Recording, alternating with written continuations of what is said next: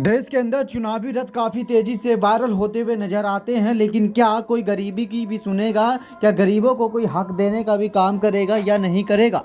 जिस तरह से देश के अंदर लोकसभा चुनाव की तैयारी काफ़ी ज़ोरों शोरों से की जा रही है, इस मौके पर क्या गरीब की जेब पर भी कोई असर देखने को नज़र आएगा या नहीं आएगा? क्या गरीब की जेब पर जो असर भारी पड़ता हुआ नज़र आ रहा है, क्या उसको भी कोई कम करेगा या नहीं करेगा? गरीब को दो वक्त की रोटी आज भारत के अंदर मिलने को मुश्किल सी नज़र आती है। जिस तरह से आप देखेंगे सड़कों पर गरीब लेटा हुआ सोता हुआ नजर आएगा, लेकिन गरीब को दो वक्त की रोटी नहीं मिलने को तरसता हुआ नजर आ रहा है गरीब।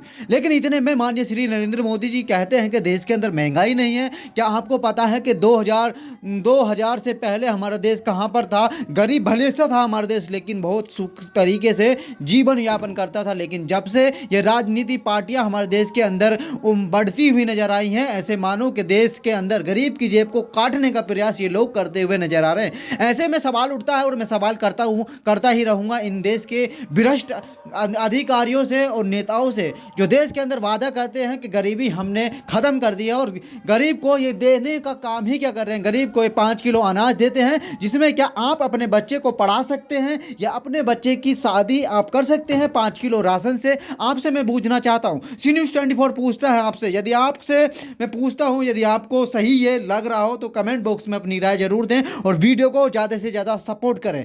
आगे की पल पल के अपडेट दिखाते हैं आपको। जिस तरह से देश का युवा बेरोजगारी से जूझ रहा है और देश के परिवार बढ़ती हुई महंगाई से जूझ रहे हैं, ऐसे में क्या हमारा देश विकसित हो पाएगा? जिस तरह से माननीय श्री नरेंद्र मोदी जी और देश के बड़े बड़े नेता, दिग्गज नेता और अधिकारी ये वादा करते हैं कि देश हमारा विकसित हो गया है और देश को डिजिटल इंडिया कहा जाने लगा है, लेकिन ऐसे में डिजिटल इंडिया के रूप में क्या लोगों को डिजिटल रोटी मिलेगी, डिजिटल खाना मिलेगा? ऐसे में खाना तो किसान के हाथों से ही मिलेगा, लेकिन जब आप किसान की भरपाई नहीं करेंगे तो ऐसे में क्या हो सकता है? बड़ी खबर निकल कर आती है और देश के युवा हंसते हंसते त्योहारों को गवाते हुए नजर आते हैं कि अगले साल हमारी नौकरी लग जाएगी, अगले साल हम त्योहार बनाएंगे। लेकिन ऐसे में कई साल गुजर जाते हैं, नहीं युवा को रोजगार मिलता है, नहीं नौकरी।